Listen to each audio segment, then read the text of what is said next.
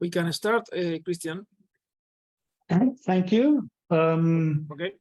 Ladies and gents, thank you very much for your time. Gabriel, you mentioned that you've decided to do the yellow book. Just a quick question. Will that be Yes. the yellow 1999 or the 2017 version? I think it's the last version, Christian. All right, the 2017 has actually been also now translated in Spanish. So if that is the case, I'm going to concentrate in this first part specifically on the yellow book, and I won't try and balance the 1999 version and the 2017 version, but I will concentrate on the 2017 version. Perfect. All right, ladies and gents, thank you very much for this opportunity. Let me quickly tell you, who is Christian? Christian has been in this game for over 40 years. And I've been, if I have to add all the years on site, more than 30 years that I've actually spent working on site. Right now, as Dietmar said earlier, I am talking to you from East Africa in Ethiopia, in the south of Ethiopia, on a greenfields hydropower project. Why should you listen to me? All right. If you look at this logos here at the bottom, I am a FIDIC certified adjudicator, and I'm also on the FIDIC President's list of approved dispute adjudicators. I'm also a registered international professional engineer under the International Engineering Alliance, which recognizes different professional institutions of, I think at this stage, something like 18 countries. I'm a professional engineer in South Africa. I'm on the president's list for alternative dispute resolution practitioners of the South African Institution of Civil Engineering. I'm a fellow of the Institute of Construction Claims Practitioners, and I am also a member of the Chartered Institute of Arbitrators. Having said that, I have spent a lot of years on dams in different parts of the world, not in your part of the world, but if you look at all those areas, you'll immediately see that all my experience is in third world countries or developing countries. We've got South Africa, Southern Africa, Lesotho over there, Ethiopia, Libya, of all places, building a dam in the desert in Libya. In a little bit of work in Saudi, a fair amount of work in Oman, Pakistan area, Nepal,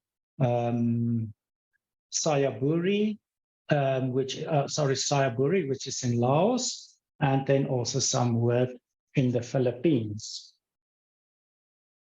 So I have been incredibly fortunate to be exposed to lots of different people and different projects, but quite a lot of them on FIDIC contracts, a la FIDIC. It works for me. It's a balanced contract. I'm sitting here right now, currently here in Ethiopia, around about here on a Greenfields project, which is a silver book, FIDIC silver book, which I would not recommend for the type of work that you do, because it's a risk unbalanced contract. All right. So on the administration, and now you have decided to use the yellow book, my question always, and what I like to tell people is, who must do what? And I'm going to go very quickly on these different issues, specifically to give you the idea of the different roles and authorities of the two main parties, being the employer and the contractor, and then the role of the engineer, and specifically the yellow book. So I'm not going to go in too much detail because you have made your decision. So let's just have a look at who does the main things. What is the main role of the employer? You've got to give site access. You've got to give assistance. You have got to look at your own personnel. You must form part of the team. Financial arrangements and payments falls under the employer. Very important, site data and items of reference. And this is in the yellow book given as what we call the employer's requirements. And this is very important for you because the employer's requirements detail the scope of the work. Things that are not addressed in the employer's requirements is things that the contractor will not price. So keep that in mind.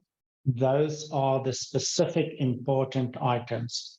Now, I'm not going to go through each and every one in detail, but I think most of those are self-explanatory, but specifically the site data and items of reference are the most critical item in the situation where you need to provide the scope.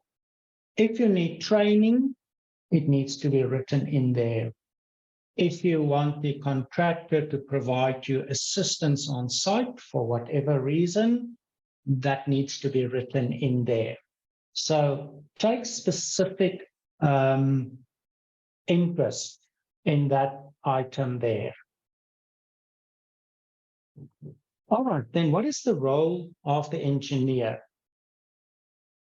I'm going to touch on the definitions and the appointments, which are different in the 2017 compared to the 1999 version. The roles and the authority of the engineer and delegations. I think this is very important because it is a major effect. The employer has got a much smaller role in the execution of the project, and the contractor looks at the engineer to get information. So what is the engineer?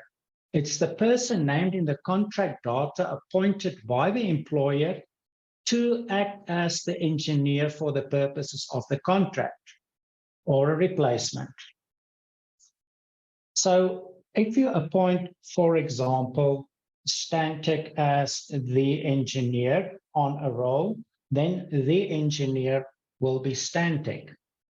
But on the project, you will require someone who will represent the engineer, and he is defined as the engineer's representative. Now, these are a little bit more detailed that you have got in the 99 version because they found problems with limited definitions, which they then emphasized in the 2017 version. So, engineer is appointed by the employer, and the engineer's representative is a natural person who may be appointed by the engineer. So that is the person that will sign the certain documentation, etc. All right. In addition to that, you've got engineers' assistants, which are the people that are which have got certain rights to perform on the project on behalf of the engineer. Now, what the 2017 requires is that the engineer is if the engineer is a legal entity, a natural person employed by the engineer shall be appointed. So if it is a Stantec, they must tell you who in Stantec has got the right to sign. And that individual then has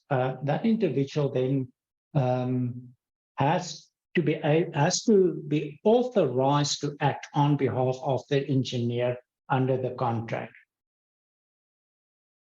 What is also important now in 2017 is that it specifies what the engineer can be or has to be. And quite important, the two main things, has to be a professional engineer and fluent in the ruling language. Now we are used to that the engineer had two hats. On the one side is the administrator of the project or the agent of the employer, and he's a quasi-arbitrator. As it says, except as otherwise stated, the engineer shall be deemed to act for the employer. And he will make certain determinations. And there's a specific format on how to make these specific decisions. And those decisions are under 3.7 binding on both the employer and the contractor. Now, the contractor's representative, the details of that individual is he has to have all the authority necessary to act on the contractor's behalf. And very important, he shall be fluent in the language for communications. Now, this seems obvious, but we found in the industry, especially with different international work, that you may have an individual that needs to work through a translator, which really puts a major, it puts a lot of effort on the works. So in the best of times, it's have to be in the language of the have to be fluent in the language for communications. The main takeaways that I would like you to have here, different entities have different roles, duties, and authorities. And most important, you need to know and understand this, and you need to understand what are the differences. So that was a very quick fly through on the different roles, because that is really where the administration comes into. So having said that, I would like to jump to the second part, which is the dispute adjudication. So if you just give me half a second, let me get that set of slides up. Quería hacer una pregunta, si es posible. All right, if you do help me in English, I can try and answer you. I think you can put the interpretation in English and the translator can translate the question. Am I right? Yes, please do. No, básicamente, como quizás se cambie de tema o se pueda profundizar sobre el mismo, el tema de la asignación de roles. Me gustaría entender mejor qué rol juega el empleador, básicamente el equipo técnico del empleador. En el caso de Salto Grande, que tiene un equipo técnico numeroso y siempre comprometido con los proyectos, me gustaría entender un poco más esa función del ingeniero que toma el rol de administrador del proyecto y cómo interactúa hacia adentro de la empresa empleadora, y qué nivel de participación es lo habitual en los trabajos que de alguna manera necesiten coordinación hacia adentro de la empresa, cuando se hace una rehabilitación y se trabaja con equipamiento que convive, con equipamiento de funcionamiento, con equipamiento que se renueva, cuando se necesitan tomar definiciones técnicas, que los más preparados normalmente son los propios técnicos que conocen el complejo, desde ese punto de vista. Did you hear it in English, Christian? No, I only had it in Spanish. No. Okay. I will. I What will I translate. suggest, why don't you, or you can type it in the chat, and then let me continue with this one, and I will answer it.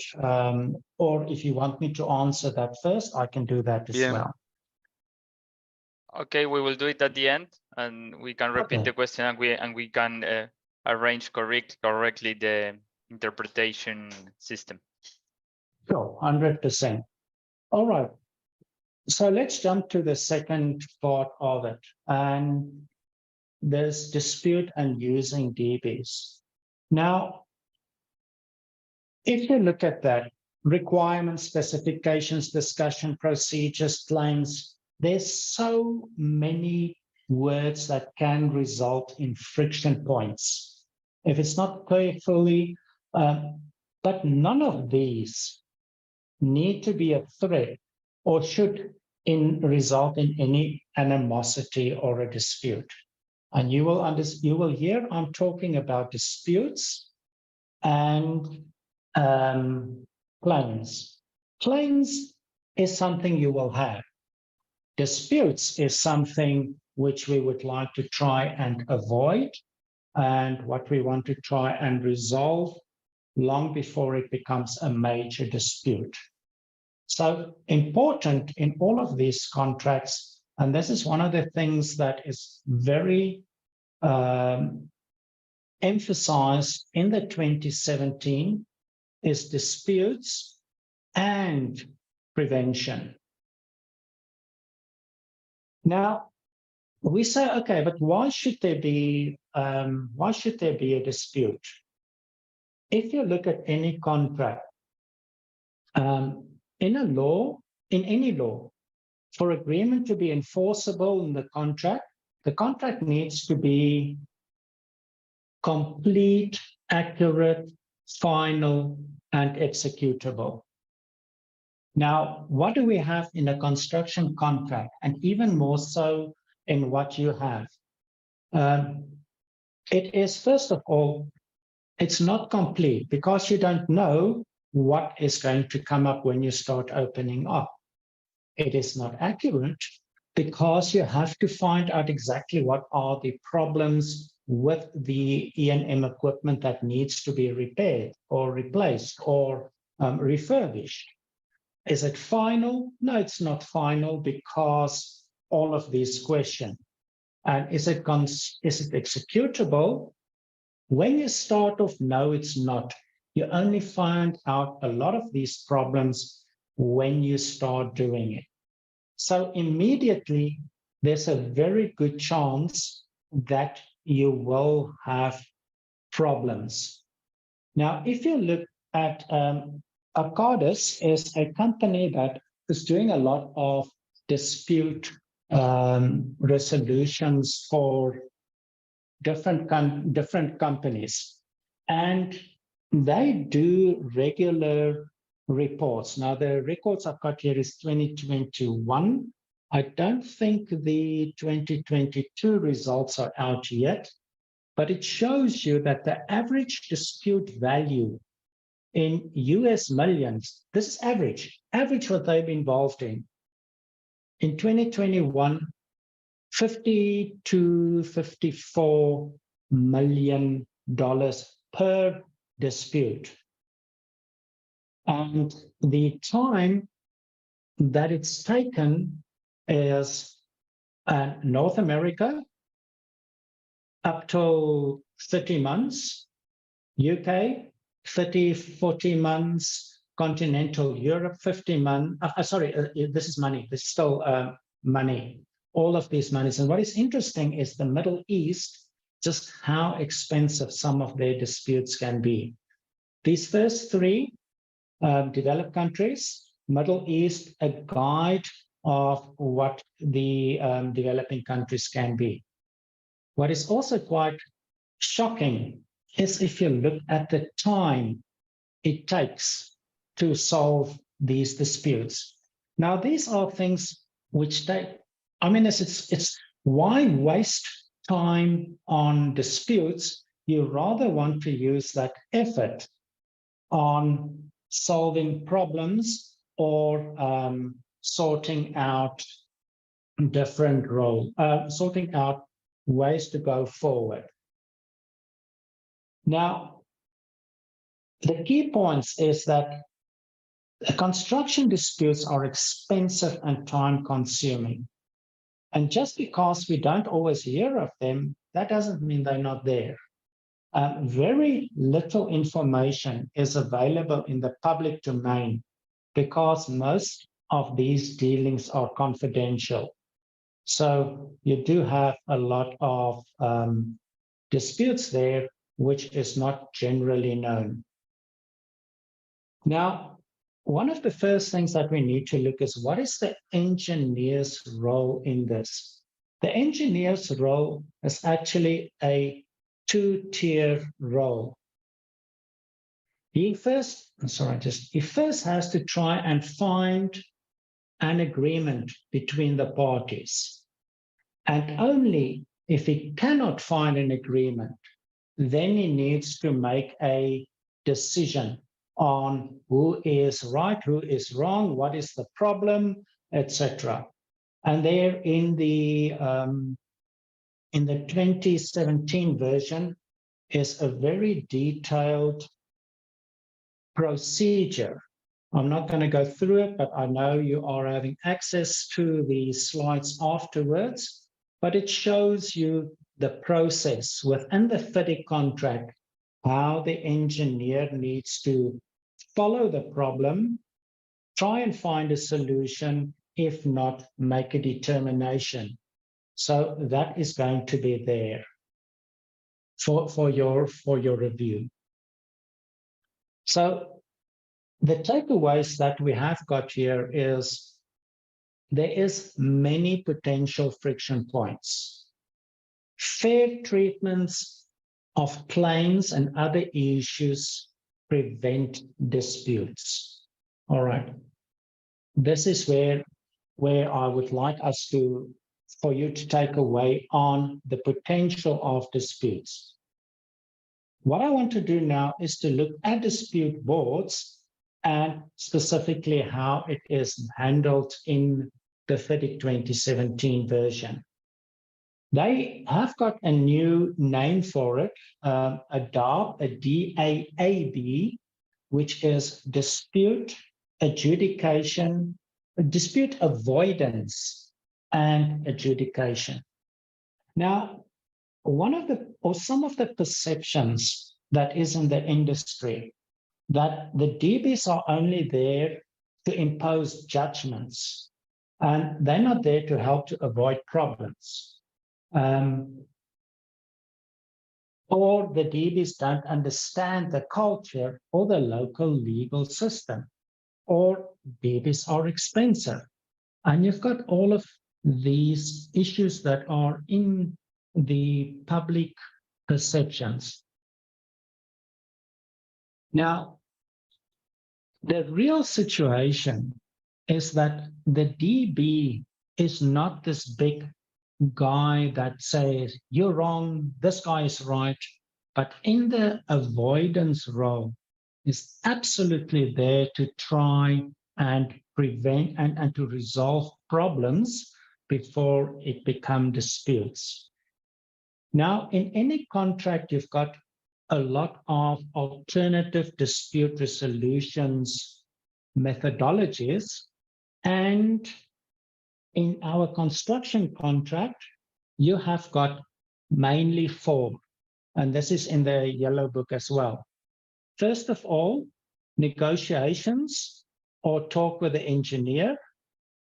Secondly, the avoidance role of the dispute board, where the two parties can go to the dispute board and say, Mr. Dispute Board, the employers say, I have to interpret this way.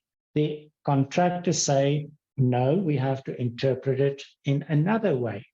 And what is your review?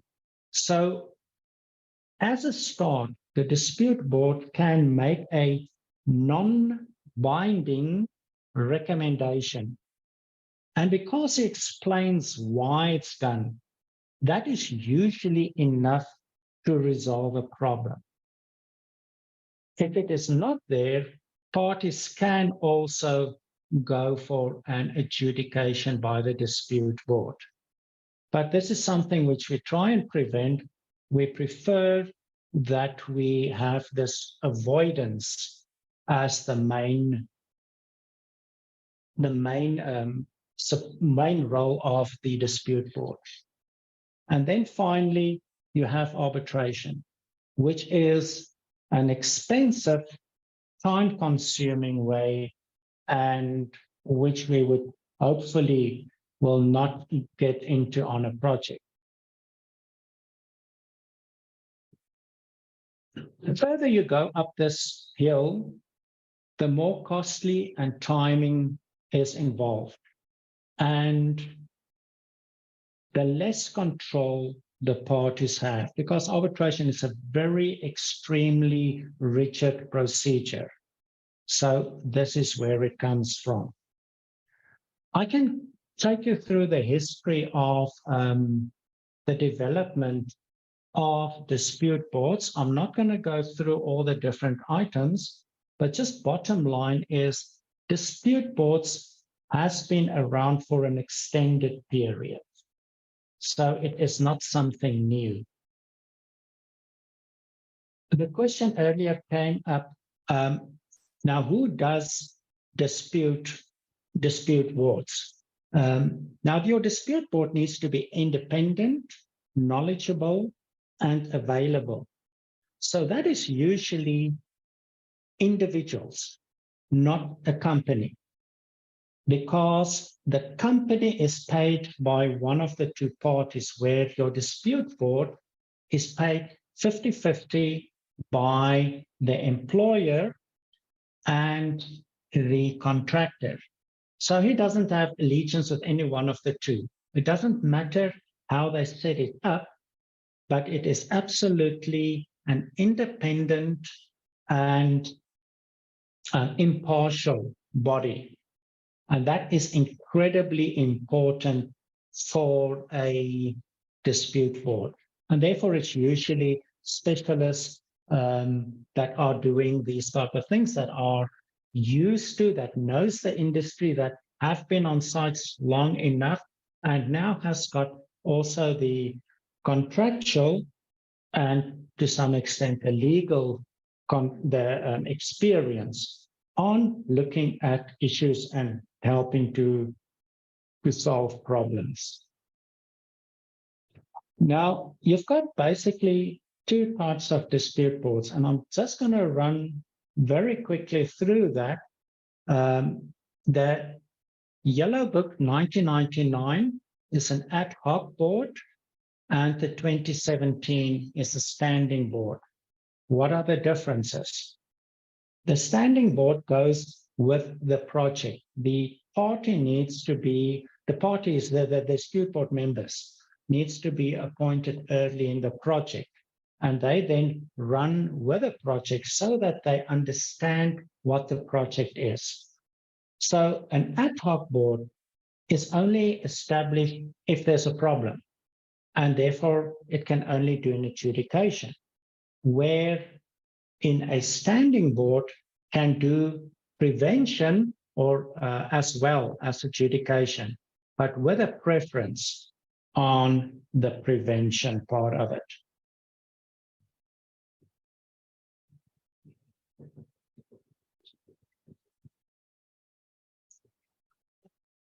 are DBs effective?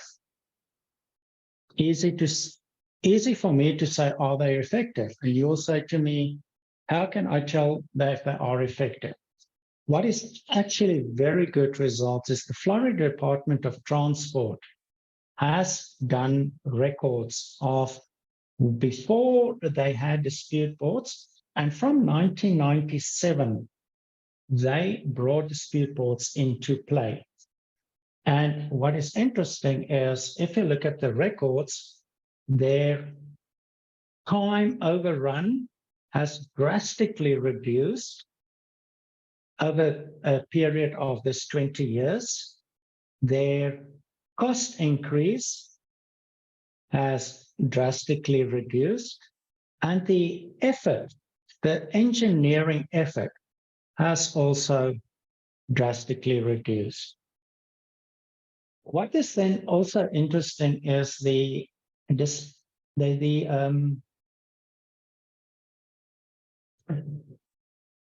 was an evaluation done by the DRBF, the Dispute Board Federation, and they evaluated on a number. They looked at about 100. Let's say 240 dispute boards, of which 57 was putting a lot of effort in avoidance, and 43% was doing a lot of what did not concentrate on avoidance. This was set up by JICA, and they were DRBF then did this evaluation. And I'm just going to jump to the results because that is really what is important. We've got here standing boards like the 2017 and ad hoc boards like the 1999 version of the Yellow Book. And we've got these parts here, which is dispute avoidance concentrating on, and this part where dispute avoidance was not the primary issue.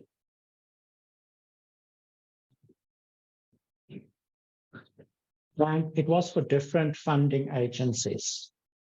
And the result that really came to play is that dispute avoidance of the 560 cases that the dispute boards looked at, that was 280 opinions, non-binding, 283 decisions, and only 3 of those decisions went to arbitration, where there was no concentration on the avoidance, similar numbers, but 101 and 3% went to arbitration. And finally, in the ad hoc system, there was about 14% that eventually went to arbitrations. So when I look at the results, out of 850 issues, 32 went to arbitration, and only 7 was overturned, which is less than 7%. And these 7% came from the ad hoc boards.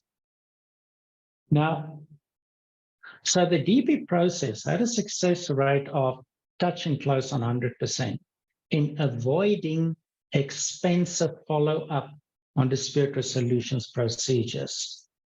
Now, 563 issues were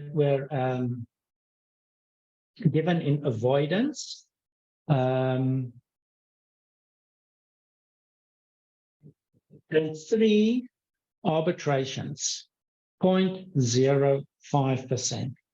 And that is why I say an ounce of prevention is worth a pound of cure. And this is what I am absolutely a supporter of dispute boards. All right, I saw a number of questions coming in, so let me open them and we have a look at them. All right. So we will have to translate them.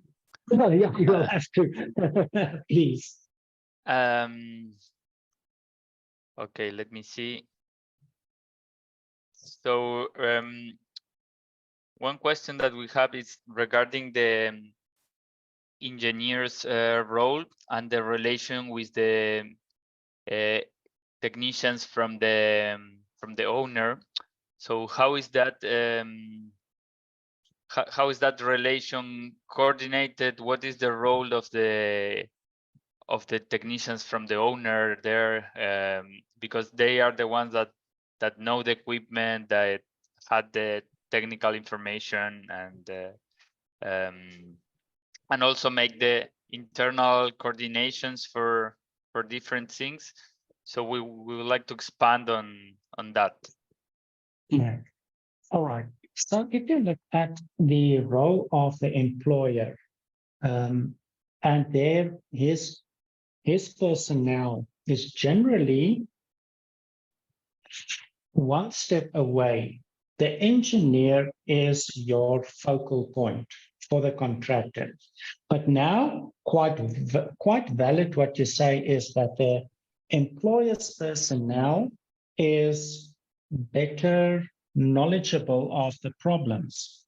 Now, that knowledge of the problems, first of all, need to be identified to the best of possibilities as part of the development phase of the tender documents and needs to be brought in.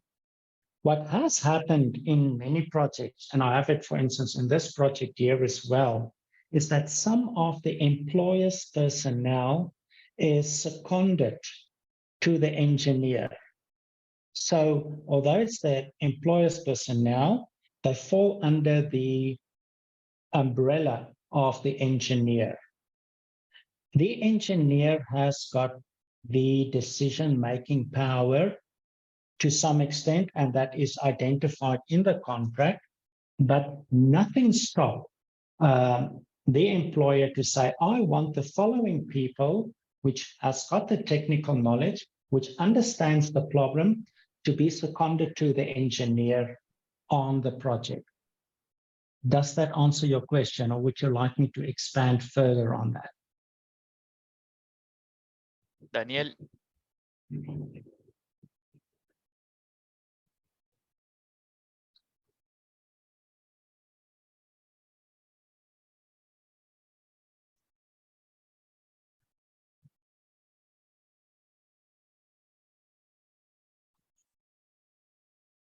No sé si Daniel está por ahí.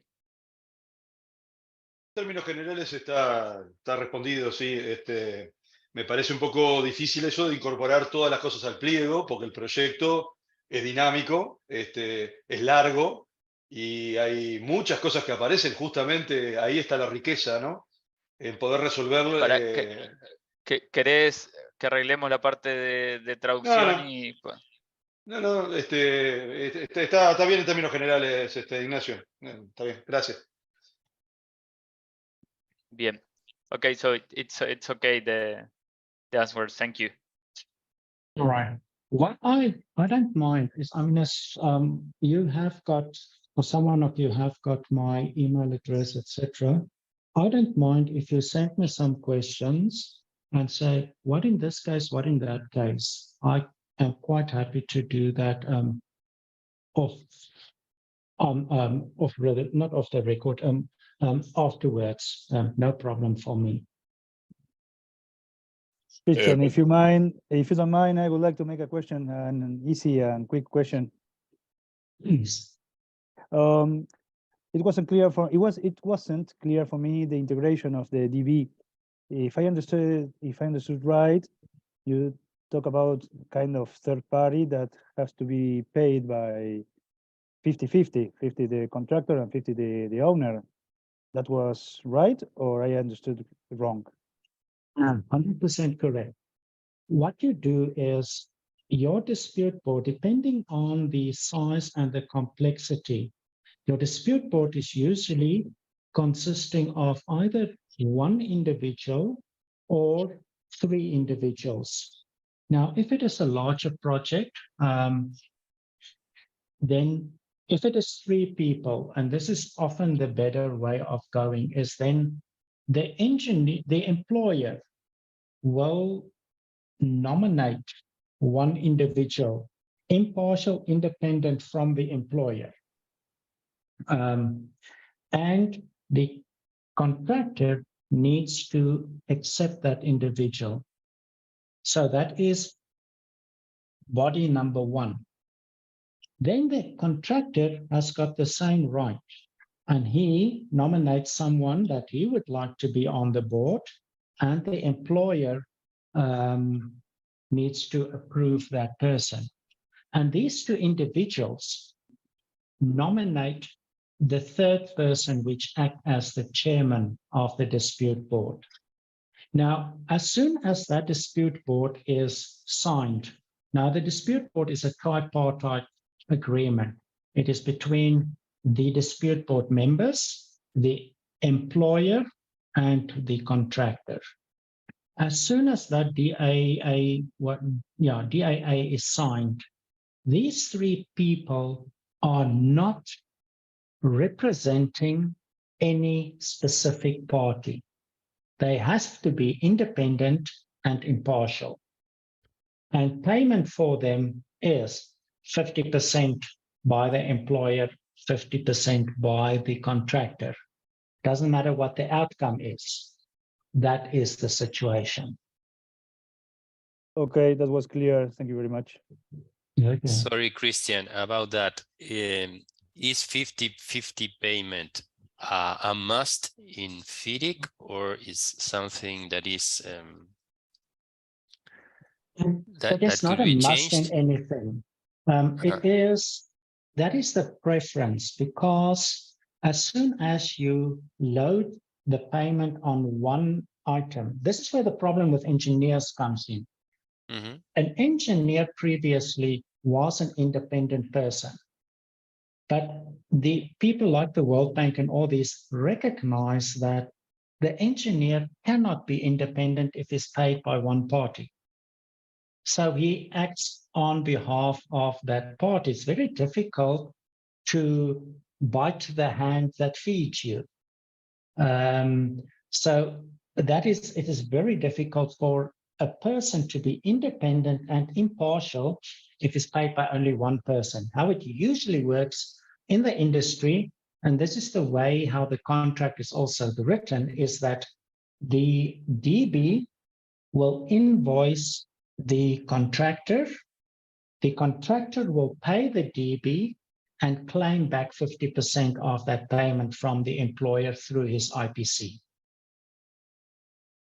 That is the practical way of doing it. Okay, thank you. Mm-hmm. The primary goal is also to get the contract itself to avoid disputes and have change mechanisms within the contract, so things don't always have to go to an outside board, where we already have a solution pretty much well underway before we invite the neutrals to try to offer a solution.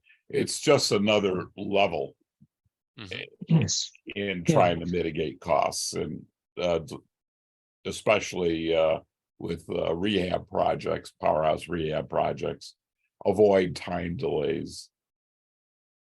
Yeah, to expand on that, look, your engineer has got, as I mentioned there very quickly, the engineer has got, first of all, if there's a claim or if there's a disagreement, the engineer needs to try and get the parties, and the parties being the contractor and the employer, to find an agreement. So he's got a role of a mediation role there. Only if that fails, then only will the engineer make a decision, a determination. The terminology is used as determination. And generally, if one party disagree with that determination, he can then refer it to the dispute board. But what is nice about the new FIDIC, it concentrates on, let's say there's a potential disagreement, or there's a disagreement, it's not a dispute yet. Then the employer and the contractor can say, gents, we disagree on this point. Why don't we ask the dispute board to give us an opinion, a non-binding opinion? Now, part of this process in FIDIC 2017, it also gives the dispute board the authority, not the authority, they have to come and visit the site on a regular basis. It's usually every 3 or every 4 months. And they have to read through the progress reports and to pick up red flags. And if they start picking up a red flag, they can then go to the parties and say, Mr. Employer, Mr. Contractor, we see a potential problem here. Do you want us to get involved and make certain comments or recommendations, etc.? This is what I really like about the 2017 version, is this entitlement of the DB, the DAB, as they call it now, to raise red flags. Because they're standing on the outside looking in. They don't get involved with the day-to-day nitty-gritty. And they can look further ahead. And they can see potential problems if certain things are not addressed at a specific time. And that is where a brilliant additional advantage you have in the DAB, in the DB. I just call a DB or DRB, DAAB, DBs as a general term. Very interesting, that last part. And that board and that prevention board could be must be again paid 50-50. That is one board. They've got 3 roles. They've got the role to say raise red flags. Yes, raise red flags.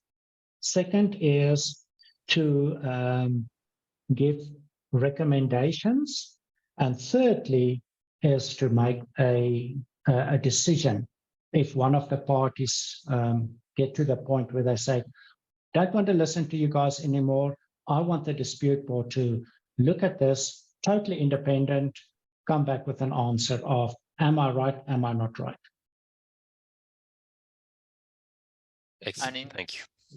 In this case, that the dispute board is operating all the time, do you pay them monthly or do you pay them depending on the role that they take? How is that handled? Payment is generally, you pay them a monthly availability fee, or what is the right English word? I can't remember now. But you pay them a monthly fee, and that monthly fee is usually equivalent to 1 day full work, 1 day to 1.5 days full work.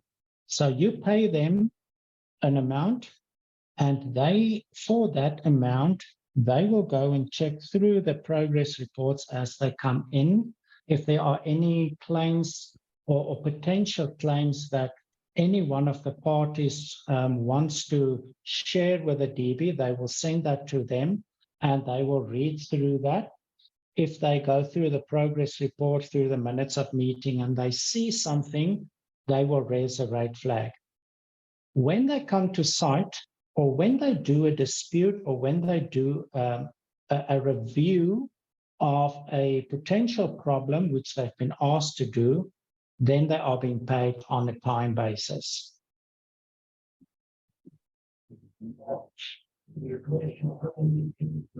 So the monthly fee is there to cover their admin, to cover the amount of basic keeping abreast of the report. And this is what is great about the standing DB. They know what's going on site. They're not brought in totally new and they come in blind and you have to try and explain to them what is the situation. They are part of the project. They have to grow with the project. And this is what makes it so effective.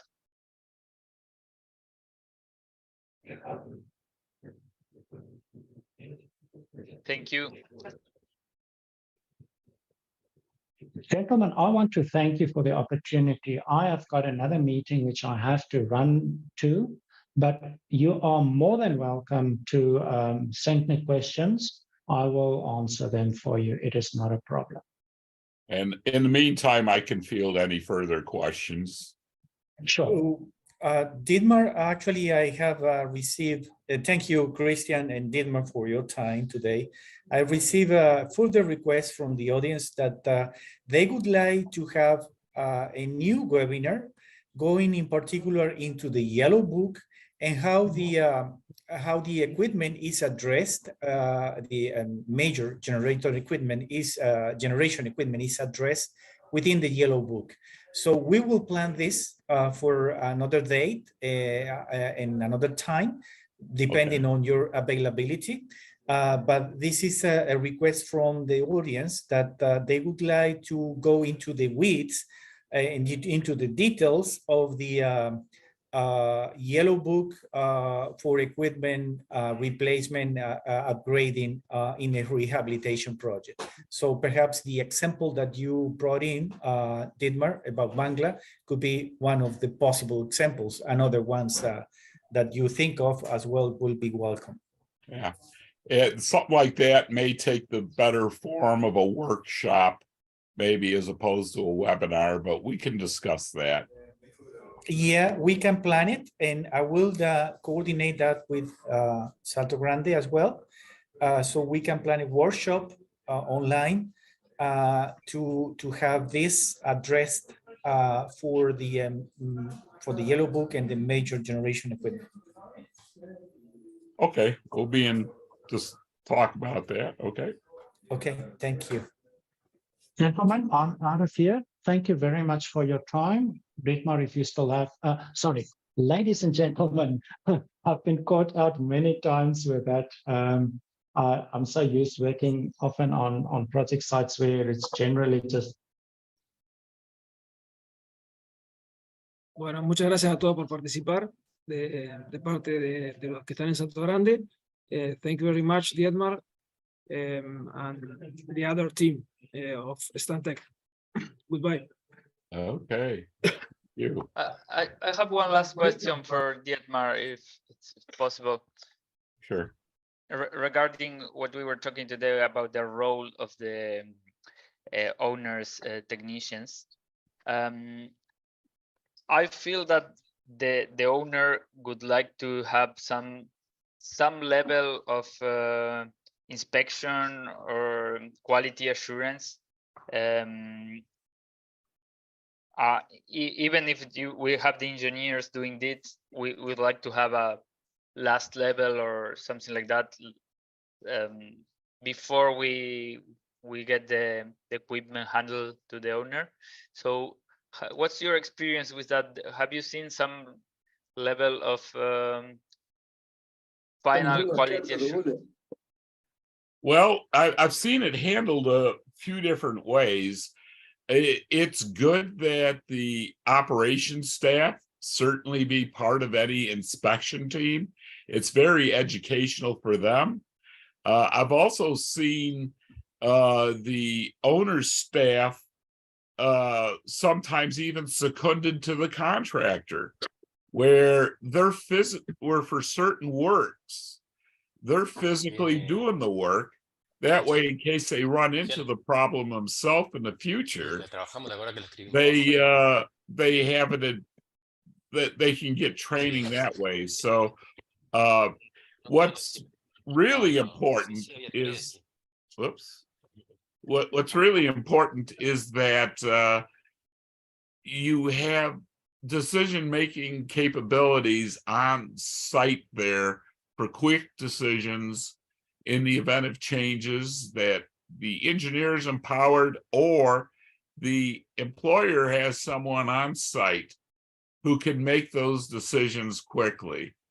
But certainly the point raised earlier about the staff having special understanding of the equipment. There's only so much you can write down in the employer's requirements. And when you get into details on a particular unit,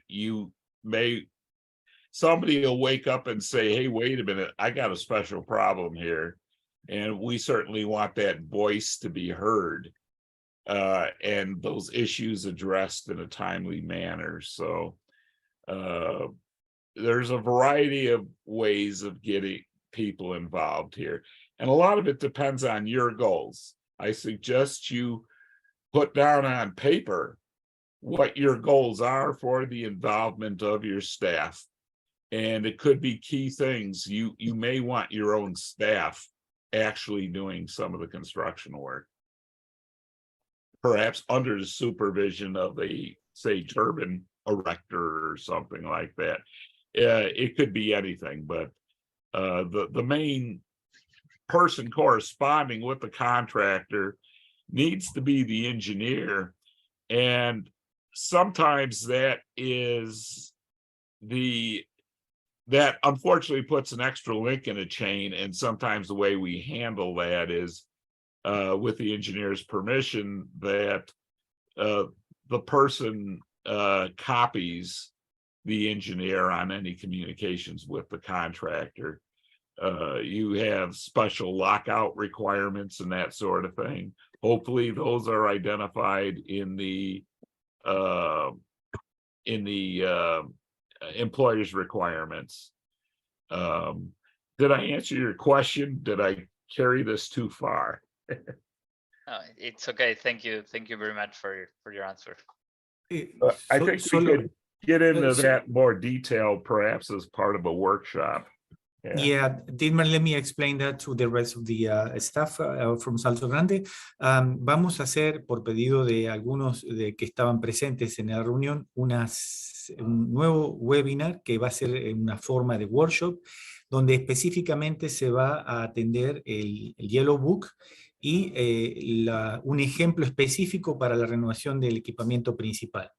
Yo lo voy a coordinar con Dietmar para coordinar el ejemplo que se presente y cómo se usa o se usó en ese caso el Yellow Book, y vamos a hacer una especie de workshop para que todos puedan participar. Eso yo lo coordino luego con Juan Valls y lo hacemos dentro de lo planificado. Sí, Carlos, Alejandro Colón te habla. Sí, el pedido viene expresamente por el RSG. Creo que es importante que Salto Grande vea este tipo de ejemplos. Yo te pongo a disposición también contratos en los que he participado de otros proyectos. Me parece bien el workshop y me gustaría tener el temario de ese workshop como a lo mejor para distribuirlo y que vayamos preparando preguntas para que sea bien interactiva la reunión, si te parece.